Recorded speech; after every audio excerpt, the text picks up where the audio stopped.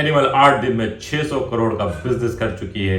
1000 का बिजनेस शायद इसी हफ्ते में पूरा हो जाए और इस तरह से ये ऑल टाइम ब्लॉकबस्टर हिट्स में जाने वाली है और शायद दूसरे और तीसरे नंबर पर रैंक करेगी। एनिमल फिल्म जिसके बारे में जितनी पॉजिटिव चीज आई उतनी ही नेगेटिव चीज आई, लेकिन कहते हैं ना, you can love me, you can hate me, but you can't ignore me. Animal कुछ इसी किस्म की एक फिल्म है जिसके बारे में आधे लोग पसंद कर रहे हैं तो आधे लोग बुराई कर रहे हैं, लेकिन हर कोई इसकी बात कर रहा है। ऐसा ही कुछ पिछले साल पाकिस्तान की सुपरहिट फिल्म मौला जट के साथ भी हुआ था। मौला जट की कामयाबी पाकिस्तान के पॉइंट ऑफ व्यू से बहुत ह्यूज थी और एनिमल की कामयाबी बॉलीवुड के पॉइंट ऑफ व्यू से बहुत बड़ी नहीं है, लेकिन रणबीर कपूर के पॉइंट ऑफ व्यू से बहुत बड़ी है। शायद रणबीर कपूर को खुद भी दोबारा इतनी बड़ी सुपरहिट फिल्म देने के लिए काफी इंतजार करना पड़ेगा। वो क्या रीजंस हैं जो एनिमल को इस हद तक कामयाबी दिला गए और वो कौन कौन से रीजंस हैं, और यही वो रीजंस थे जो film the legend of Maula Jatt की कामयाबी में भी काम कर गए। मैं इस वीडियो में एनिमल और film the legend of Maula Jatt की कॉपी या इस टॉपिक पे बात नहीं करूंगा, बल्कि वो फैक्टर्स जिन्होंने इन फिल्मों को कामयाब बनाया इत्तेफाक से वो काफी सिमिलर्स हैं। इस पे बात करते हैं। अगर आपने अब तक मेरा चैनल सब्सक्राइब नहीं किया है तो प्लीज मेरा चैनल सब्सक्राइब करें और बेल आइकॉन प्रेस करें। दोनों फिल्मों का पहला कॉमन फैक्टर था pre release hype. Sandeep Reddy ने इंतहाई खूबसूरती से एनिमल को रिलीज से पहले ही एक सुपर हिट फिल्म कंफर्म कर लिया था। इस फिल्म की जो हाइप थी, जिस ईयर में पठान, जवान, टाइगर 3, बॉर्डर और डंकी और सलार रिलीज होने वाली है, उस ईयर में संदीप रेड्डी रणबीर कपूर की फिल्म को इतनी बड़ी हाइप दिला चुका था कि वो फिल्म सलमान खान और शाहरुख खान की फिल्म की टक्कर पे आ गई थी और इसकी एडवांस बुकिंग एक फेनोमिनल थी। और यही वजह थी कि जब ये फिल्म जिस दिन रिलीज होनी थी उस दिन 40 करोड़ रुपए का बिजनेस तो इसका फिल्म रिलीज होने से पहले हो चुका था और ये एक बहुत बड़ी फिगर है।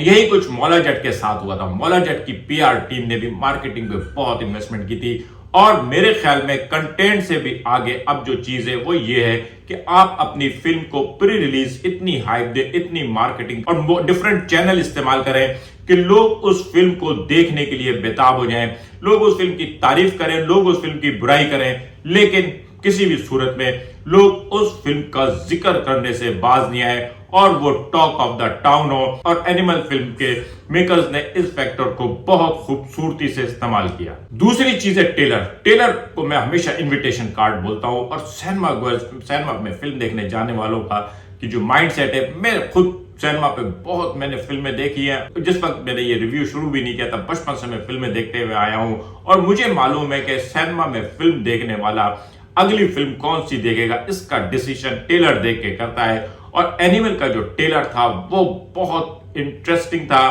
उस खास तौर पे उसका जो पहला ही सीन था, उस सीन ने ही ऑडियंस को इस बात पे कायल कर दिया होगा कि इस फिल्म को देखना है ये। और जो टेलर था उसने उसकी जो पीआर थी, उसकी जो पब्लिसिटी थी, उसको 4 लगा दिए और लोग इस फिल्म को देखने के लिए बेताब थे और उन्होंने पहली फुर्सत में देख ली। इसका सबसे बड़ा फायदा ये होता है पहली फुर्सत में देखने का कि माउथ पब्लिसिटी तक पहुंचते पहुंचते फिल्म अपना काम कर चुकी होती है। Film the legend of Maula Jatt Pakistan के पॉइंट ऑफ व्यू से जब इसका ट्रेलर आया तो लोगों को एक एहसास हुआ कि यार ये कोई बहुत ही एक्स्ट्रा ऑर्डिनरी चीज है, ये पाकिस्तानी सिनेमा तो कहीं से लग भी नहीं रहा है, ये तो हॉलीवुड और बॉलीवुड की टक्कर का है। लोगों ने उसको ग्लेडिएटर से मिलाना शुरू कर दिया और पाकिस्तानी फिल्म को ग्लेडिएटर से मिलाए जाना भी एक बहुत बड़ा फैक्टर था और ये उस फिल्म की कामयाबी की जमानत बना। ब्रूटलिटी। थंबनेल पे देखें आप, एक के हाथ में गंडासा है और दूसरे के हाथ में कुल्हाड़ी, और ये गंडासा हो या कुल्हाड़ी ये हैंड फाइट को इंटीमेट करता है। ये बताता है जनाब 10 बदस मुकाबला होगा, दूर से बैठ के फायरिंग नहीं होगी, मशीन गनें नहीं चलेंगी, बल्कि दुश्मन को पकड़ के काट के फेंक दिया जाएगा, खून होगा, कपड़ों पे खून लगा हुआ है। ये ब्रूटलिटी आप इसको माने या ना माने, मास सिनेमा में लोगों को यही चाहिए। वो चाहते हैं कि हीरो जो है विलन को पटक पटक के मारे। विलन को मरते हुए देखना तो चाहते हैं, लेकिन विलन को इस बुरी तरह से मरते देखना चाहते हैं कि उनके जज्बात ठंडे हो जाएं। और इन दोनों फिल्मों के पोस्टर्स ने, इन दोनों फिल्मों के जितनी भी इमेजेस आई थी उससे साफ पता चल रहा था कि ये दोनों फिल्में इंतहाई ब्रूटल होंगी। गंदा सा निशानी है काट पीट का, कुल्हाड़ी भी निशानी है काट पीट की, बहता हुआ खून, कपड़ों पे खून के धब्बे। एक जमाने में पाकिस्तान में कपड़ों पे ये खून के जो धब्बे थे ये जोक ऑफ द टाउन बन गए थे। लोग मजाक उड़ाते थे कि जनाब पंजाबी फिल्म देखे उसमें कपड़ों पे खून ही खून लगा हुआ होता है। और आज ये जो कपड़ों पे लगा हुआ खून है ये ऑडियंस को अपील कर रहा है। और ये सिंपल है, 80s की दहाई में ये चीज होती थी और अब एक बार फिर ये चीज वापस आ गई है। चीजें रिपीट होती हैं, फैशन रिपीट होता है और टेस्ट भी रिपीट होता है। और इस वक्त की ऑडियंस जो है वो ब्रूटलिटी देखना चाहती है और इन दोनों फिल्मों की ब्रूटलिटी वो फैक्टर था जिसने इनको कामयाब कराया। और लोग जो देखने गए थे उनको वो देखने को मिला। हम कहानी के बहुत सारे एस्पेक्ट पे बात कर सकते हैं कि ये चीज होनी चाहिए या नहीं होनी चाहिए। बहुत सारे लोग फैशन में बात कर रहे हैं एनिमल के बारे में। कोई भी आदमी मुझे सिर्फ एक बात बता दे कि एनिमल को के ट्रेलर को देख के आप क्या देखने गए थे ना। अगर आपने ये जहन बनाया था वो कोई सोशल ड्रामा फिल्म होगी, अगर आपने ये जहन बनाया था कि वो पूरी दुनिया को आजाद करा रहा होगा, अगर आपने ये बनाया था कि वो पूरे इंडिया को आजाद करा रहा होगा, नहीं जी, उसके ट्रेलर में साफ बताया था वो तो सिर्फ अपने बाप को प्रोटेक्ट करने आया, वो अपने बाप पे हमला करने वाले को मारने आया है और उसने अपने बाप पे हमला करने वाले को काट के फेंक दिया। यही ट्रेलर में दिखाया गया था, यही फिल्म में दिखाया गया है। अगर आपको इसके अलावा कुछ मिला हो तो बताएं, और अगर आपने अंदाजा गलत लगाया था तो ये फिर आपका ट्रेलर देखने का अंदाज गलत था। ट्रेलर में जो कुछ दिखाया वही कुछ था। ये एक और प्लस फैक्टर है। इसका मतलब ये हुआ कि लोगों को डिसीव नहीं किया गया, चीट नहीं किया गया। जो कुछ दिखा के उनको बुलाया गया था वही दिखाया गया और ट्रेलर में सब कुछ नहीं दिखाया गया था। ट्रेलर से आगे बहुत कुछ था। संदीप रेड्डी ने एक जिक्र किया था कि जो कुछ ट्रेलर में है उसका 1% ही है, बाकी असल तो लोग फिल्में देखेंगे। और फिर लोगों ने वो चीज फिल्में देखी। एग्जैक्टली मौला जट के ट्रेलर में भी यही था। मौला जट के ट्रेलर को देख के आप अंदाजा लगा सकते थे कि उसमें क्या दिखाया जाने वाला है, लेकिन कहानी को आप गैस नहीं कर सकते थे। कहानी देखने के लिए आपको सिनेमा में जाना पड़ा और दोनों के ट्रेलर देख के जाने वालों को मायूसी नहीं हुई। हाँ जी, वो लोग जिनको फैशन होता है कुछ ना कुछ तबसरे करने का, मौला जट के ऊपर ये बातें बननी शुरू हो गई कि जनाब इसमें पंजाब का कल्चर सही नहीं दिखाया है, ये एक्टर जो थे वो पंजाबी सही तरीके से नहीं बोल रहे थे। अंग्रेज कमेंटेटर हमारे खिलाड़ियों का कोई भी नाम ले दें सब चलता है, लेकिन हमारे जो एक्टर हैं अगर उनको पंजाबी बोलनी हो तो बिल्कुल ठीक लहजे में बोले, वरना हम कहेंगे कि फिल्म फ्लॉप है। फ्लॉप कहने वालों का एक अपना माइंड सेट होता है, उनकी बातों को ज्यादा गौर नहीं करना चाहिए। बॉबी देओल, जिसका 10 साल से कोई नाम भी नहीं था, यमला पगला दीवाना के बाद से देओल फैमिली जो है वो बिल्कुल गायब थी। सनी देओल हो, धर्मेंद्र हो या बॉबी देओल हो, लोगों को याद भी नहीं रहा कि ये लोग भी हैं। अबे देओल भी इसको शामिल कर लें। और इस साल ये तीनों जो है वापस आए और इन्होंने धूम मचा दी। और चौथा जो फैक्टर है वो है हीरो के साथ उतना ही पावरफुल विलन। बल्कि एक चीज है कि विलन होने के बावजूद लोग उस कैरेक्टर्स को प्यार कर रहे हैं, लोग उस कैरेक्टर को याद कर रहे हैं। और इतना पावरफुल कैरेक्टर है कि अब एक नई बहस शुरू हो गई है कि बॉबी देओल रणबीर कपूर से ज्यादा अच्छा एक्टर है या बुरा एक्टर है। लेकिन बहरहाल बहुत इंपैक्टफुल है। दानी फिल्म में ऋषि कपूर हीरो था, लेकिन किसी को याद भी नहीं है। जब भी याद आता है सनी देओल याद आता है, 10-15 मिनट का रोल था।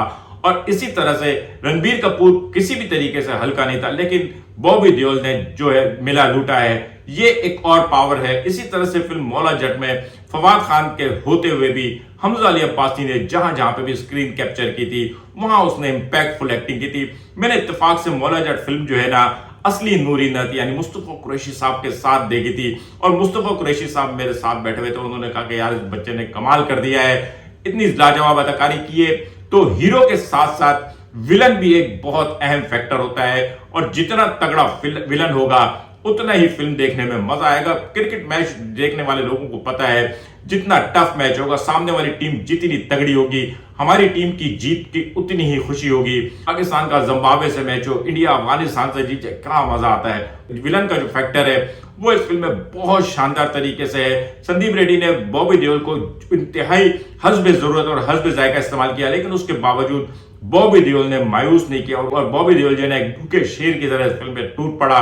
बहुत दिनों बाद उसको काम मिला था और अब उसने कंफर्म कर लिया है आने वाले दिनों में बॉलीवुड का एक बहुत शानदार किस्म का विलन मिल चुका है। Straightforward animal film straightforward सी फिल्म में आपको ट्रेलर देख के पता चला था बाप है, बाप से बनती नहीं है, लेकिन बाप से मोहब्बत भी है। बाप पे हमला हुआ है, बेटा बाप को बचाने आया। डायरेक्टर ने फिल्म में बहुत ज्यादा कंफ्यूजन पेश करने की कोशिश नहीं की है। कहानी को जितना सिंपल रख सकता था उतना सिंपल रखा है। सिचुएशन, सीन्स, कंटेंट और दूसरी चीजों के साथ आपको इंगेज रखा है। इंगेजिंग होने के बावजूद आपको बहुत ज्यादा उलझन नहीं है। ये ऐसी फिल्म नहीं है कि इसके बाद आपको जो है ना एंडिंग एक्सप्लेनेशन की जरूरत पड़े। कहानी को सीधा सीधा रखा और ये चीज जो है ना मास ऑडियंस को बहुत पसंद आती है। ये उनके के लिए थी। आए, देखें, एंजॉय करें, सीटी मारें, गुस्सा करें, तालियां बजाएं, कहीं कहीं फिल्म की थोड़ी बुराई भी करें। लेजेंड ऑफ मोलाजेड में भी बिल्कुल यही कहानी थी। उसको अपने बाप का बदला लेना था, उसने अपने बाप का बदला ले लिया। बहुत ज्यादा कॉम्प्लेक्सिटी थी नहीं। क्रिटिक्स, इन दोनों फिल्मों के ऊपर बहुत ज्यादा क्रिटिसिज्म हुआ। एनिमल के ऊपर बहुत ज्यादा क्रिटिसिज्म हो रहा है, जवाब आ रहा है। तृप्ति धर्मित्री आज ये जवाब देती फिर रही है लोगों को। इसके अलावा भी लोग बात कर रहे हैं, फेमिनिज्म बात कर रहे हैं, फेमिनिस्ट बात कर रहे हैं। लेकिन ये जो क्रिटिसिज्म है ना, इसने इस फिल्म को और ज्यादा पढ़ लगा है। लोग और भी देखने गए। वो कहते हैं ना, बदनाम अगर होंगे तो क्या नाम नहीं होगा।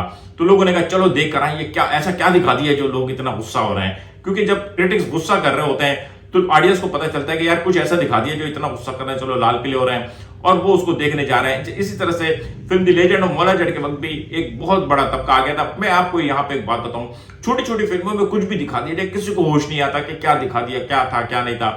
लेकिन इधर कोई फिल्म सुपरहिट हुई नहीं कि उसके साथ ही तमाम तबका फिक्र जो है ना वो सामने आ जाता है। किसी को उसमें कुछ नजर आ रहा था, कहीं कुछ लगता है कि जानवरों के साथ बुरा हुआ, कहीं लगता है खवातीन को अच्छा नहीं दिखाया। क्योंकि जब पॉपुलर हो जाता है तो पॉपुलर पे बात करके लोग अपना कद बड़ा करने की कोशिश करते हैं। और यही फिल्म लेकिन इन दोनों फिल्मों के साथ क्रिटिक्स ने इन दोनों फिल्मों को ऊपर ही किया, नीचे नहीं किया। बहरा नहीं हूं मैं। लाउड डायलॉग, पंजाबी फिल्मों में तो लाउड डायलॉग जो है ना वो एक कॉमन फैक्टर है। लेकिन ये जो लाउड डायलॉग है, ये जो जोर से बोलना है, ललकार है, पंजाबी फिल्मों की तो खासतौर पर फैक्टर है। ये भी पंजाब के बैकड्रॉप में बनी हुई थी। वहां ललकारना, दुश्मन को ललकारना और कहना मैं तुझे काट के फेंक दूंगा, ये चीजें बहुत फैसिनेट करती हैं। और एनिमल में इस चीज को बड़ी खूबसूरती से इस्तेमाल किया है। खासतौर पर रणबीर कपूर की जो स्पीच है फैक्ट्री के ऊपर 3 मिनट की, वो स्पीच जो है ना वाकई पावरफुल थी। मेरे बाप की तरफ किसी ने आंख उठा के देखा तो मैं उसको काट के फेंक दूंगा। ये चीज चाहिए होती है। हमारे यहाँ सियासतदान भी यही चाहते हैं। वो मजमे में खड़े होकर कहते हैं किसी ने मेरी आंख से देखा तो आंख निकाल ली जाएगी और मजमा जो है पागल हो जाता है। तो मजमे को पागल करने के लिए जिस किस्म के डायलॉग चाहिए थे, जोरदार किस्म के, वो इस फिल्म में मौजूद थे। और फिल्म द लेजेंड ऑफ मोलाजेड की बात क्या करें, 40 साल पहले अक्सर फिल्म बनी थी जिसके ये रिप्लिकेट थी। आज तक लोगों को याद है, इतने लाउड थे। जैसे फिल्म शोले के डायलॉग लोगों को याद है, इस फिल्म के भी जो डायलॉग है लाउड डायलॉग। और ये बहरा नहीं हूं मैं, ये तो टॉक ऑफ द टाउन बन गया। इस पे मीम्स बन रहे हैं और जिस पे मीम्स बनने शुरू हो जाएं आप समझ जाएं वो चीज जो है ना पॉपुलर हो गई है। क्योंकि अगेन अनपॉपुलर चीज को तो कोई याद भी नहीं करता है। सॉन्ग्स, रोमांटिक फिल्मों में तो सॉन्ग्स जो होते हैं वो जाहिर है पार्ट ऑफ द फिल्म होता है। उसमें हीरो हीरोइन के जो है ना कि जो स्टोरी को आगे बढ़ाया जाता है। लेकिन एक्शन फिल्मों में अक्सर और बेशतर सॉन्ग्स जो हैं वो कहानी को डिस्ट्रैक्ट करते हैं, इधर से उधर ले जाते हैं और ऑडियंस को लगता है कि चलो आओ बाहर जाते हैं, सिगरेट पीकर आ जाते हैं। अक्सर गाने भर्ती के होते हैं और एक्शन फिल्मों में आइटम सॉन्ग भी डाल दिए जाते हैं। लेकिन फिल्म एनिमल के जो सॉन्ग्स हैं वो असल में कहानी को इम्प्रोवाइज कर रहे हैं, कहीं पे भी डिस्ट्रैक्ट नहीं करते। आपको कोई भी गाना ये नहीं कहेगा कि यार इस गाने ने स्टोरी को तोड़ दिया, बल्कि स्टोरी को थोड़ा सा टेम्पो ही दिया है एक आध गाने के अलावा। बाकी अर्जुन वेले खास तौर पे तो इसके जो गाने हैं इनको बहुत खूबसूरती से इस्तेमाल किया है। ज्यादातर गाने बैकग्राउंड में गाना बज रहा है और आगे फ्रंट पे आप जो है कुछ और देख रहे हैं, काट पीट देख रहे हैं। और ये जो कॉम्बिनेशन बना है ये बहुत खूबसूरत है। इसी तरह से फिल्म द लेजेंड ऑफ मोलाजेड में भी सॉन्ग्स बहुत कम थे और जो थे वो एक डांस था, एक चन्ना सॉन्ग था, वो सब पूरी कास्ट ने उसका एक एक मिसरा बोला था। यहाँ पे गानों को बहुत खूबसूरती से इस्तेमाल किया गया है और यही वजह है कि एक्शन फिल्म में लोगों को गाने वैसे याद नहीं आ रहे, लेकिन इसके गानों ने बड़ी शोहरत हासिल की हुई। और अब जो ये नया बॉबी देओल वाला की शादी वाला जो गाना आया है इसने एक और नया उधम मचाया हुआ है। क्लाइमैक्स, एक्चुअली आमतौर पे जितनी भी फिल्में होती हैं उनका जो क्लाइमैक्स होता है, जब हीरो विलन का खात्मा कर दे वहां पे फिल्म एंड हो जाती है। यहाँ पे भी फिल्म को वहां पे खत्म होना चाहिए था, लेकिन उसके बाद एक एंटी क्लाइमैक्स भी है और वो एंटी क्लाइमैक्स बहुत ज्यादा पॉजिटिव क्लाइमैक्स बना। सब कुछ खत्म कर दिया, बाप को बचा लिया, प्रोटेक्ट कर दिया और उसके बाद फिर बाप के साथ बात। और वो जो डायलॉग्स हैं, वो डायलॉग जिसको देखने के लिए आप गए थे, बहरा नहीं हूं मैं, वो जो टेलर के स्टार्ट में था, फिल्म के इख्तिताम पे आया और उसने जो है ना कहानी की पूरी फिल्म को जो है ना आपको एक्सप्लेन कर दिया कि ये फिल्म कैसे आई, क्यों वो अपने बाप से मोहब्बत करता है या क्यों वो अपने बाप के लिए इतना प्रोटेक्टिव था, वो किस इस टाइप का क्यों था। ये सारी चीजें वहां पर उन्होंने एक्सप्लेनेशन भी दे दी और आपको बांध के भी रखा। और इसका जो क्लाइमैक्स था यही चीज मौला जट में भी थी। मौला जट का जो क्लाइमैक्स है वहां पे विलन का जो खात्मा है, वहां पे फिल्म खत्म नहीं होती बल्कि थोड़ी सी और कहानी आगे बढ़ती है। और अब तो इन्होंने एनिमल पार्क भी अनाउंस कर दी है। जाहिर है सरार के अब्बा ने 3 शादियां की हुई है, इतने सारे बच्चे होंगे, अगर हर शादी से 3-3 4-4 बेटे हुए तो बहुत सारे पार्ट बन सकते हैं। कभी किसी में कोई आ जाएगा, किसी में कोई आ जाएगा। तो याद रखिएगा इसरार के अब्बा ने 3 शादियां की थी, इसलिए इसके बहुत सारे एपिसोड बन सकते हैं। हर सीजन में कोई ना कोई एक कजन आ जाएगा बदला लेने के लिए अपने भाइयों का, इसरार और अबरार का बदला लेने के लिए कोई आ जाएगा। इसलिए बहुत आसान है इसकी नेक्स्ट एपिसोड बनाना। एनिमल का हीरो रणबीर कपूर है, film the legend of Maula Jatt का हीरो फवाद खान। दोनों ए दिल मुश्किल में साथ साथ थे। अगर आप इन दोनों की रिपोर्टेशन देखें तो दोनों रोमांटिक कॉमेडी किस्म के हीरो हैं। इंतहाई sweet, cute, smart, good looking, charming hero. और अचानक इनको एक इंतहाई वायलेंट रोल में पेश किया गया और इन्होंने अपने आप को उसमें ट्रांसफॉर्म किया। आप भूल गए कि रणबीर कपूर की परसेप्शन क्या है। आपको रणबीर कपूर जो है ना सिर्फ एनिमल के तौर पे याद आ रहा है। हाइप ये है कि अब धूम 4 के लिए रणबीर कपूर को कंसीडर किया जा रहा है और ये पावर है। रणबीर कपूर ने साबित किया कि अगर एक एक्टर अच्छा हो तो वो हर रोल में ढल जाता है। इंतहाई good looking, cutest hero of the Bollywood Ranbir Kapoor इंतहाई वैलियंट रोल में इंतहाई जारहाना काट रहा है, पीट रहा है, गोलियां चला रहा है और ऑडियंस को वो भा गया है। ये ट्रांसफॉर्मेशन जो थी ना वो बहुत ही शानदार थी। और एग्जैक्टली फवाद खान की भी यही परसेप्शन थी। फवाद खान को देख के भी कोई सोच सकता था कि फवाद खान मौला जट बनेगा, गंडासा चला रहा होगा और कामयाबी से चलाएगा। ये जो ट्रांसफॉर्मेशन थी, ये ट्रांसफॉर्मेशन असल में डायरेक्टर के हाथ में होती है।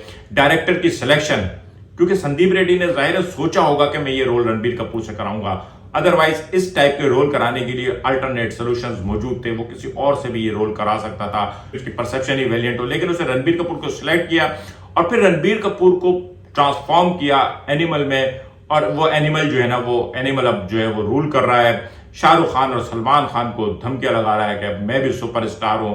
ये एनिमल के रिलीज होने से पहले मैं बता चुका था कि सुपरस्टार आते रहते हैं और सुपरस्टार जाते रहते हैं। रणबीर कपूर एक नया सुपरस्टार बन चुका है। फवाद खान पाकिस्तानी इंडस्ट्री में अचानक से एक सुपरस्टार के तौर पे उभर के आया। अदरवाइज पाकिस्तान फिल्म इंडस्ट्री में कोई भी सुपरस्टार नहीं था। बगैर सुपरस्टार की फिल्म चल रही थी। हमारे यहाँ आखिरी सुपरस्टार शान था। शान अभी भी है लेकिन उसको वो पोजीशन नहीं है। लेकिन फवाद खान ने जिस तरह से मौला जट में ट्रांसफॉर्मेशन दी थी, बिल्कुल अपने कैरेक्टर को चेंज किया था, वहां से वो डायरेक्टर की जीत थी। दोस्तों दोबारा रिपीट करा दूं, यहाँ पे मैंने कहीं पे भी ये नहीं बोला है कि animal film the legend of Maula Jatt की नकल थी या इनमें कोई सिमिलरिटीज थी। ये जो सिमिलरिटीज थी ये बिहाइंड द सीन्स बीटीएस थी कि वो क्या फैक्टर्स थे जो इनके कॉमन थे। यहाँ मैंने आपको फैक्टर्स हैं जो डायरेक्टर ने जिस तरह से इनको किया है, फिल्म बनाने से लेके फिल्म रिलीज होने तक किस तरह से उन्होंने इसकी मार्केटिंग की है और किस तरह से अपनी प्रोडक्ट को सुपर डुपर हिट बनाया है। एनिमल बॉलीवुड की मेगा सुपर हिट फिल्म बनने जा रही है, जबकि film the legend of Maula Jatt ने बाकी अपने पिछली फिल्मों के मुकाबले में इतना ज्यादा बिजनेस किया था कि अभी फिलहाल अगले कई साल तक पाकिस्तान की कोई फिल्म इतना बिजनेस करने का सोच भी नहीं सकती। और यही वजह है कि कुछ चीजें कल्ट बन जाती हैं। Film the legend of Maula Jatt cult बन गई थी और एनिमल भी कल्ट बन गई है। हर कोई इसकी बात कर रहा है, हर कोई इस पे बात करने पे मजबूर है। आज का व्लॉग कैसा लगा कमेंट करके बताइएगा। मिलेंगे अगला किसी व्लॉग के साथ। शुक्रिया।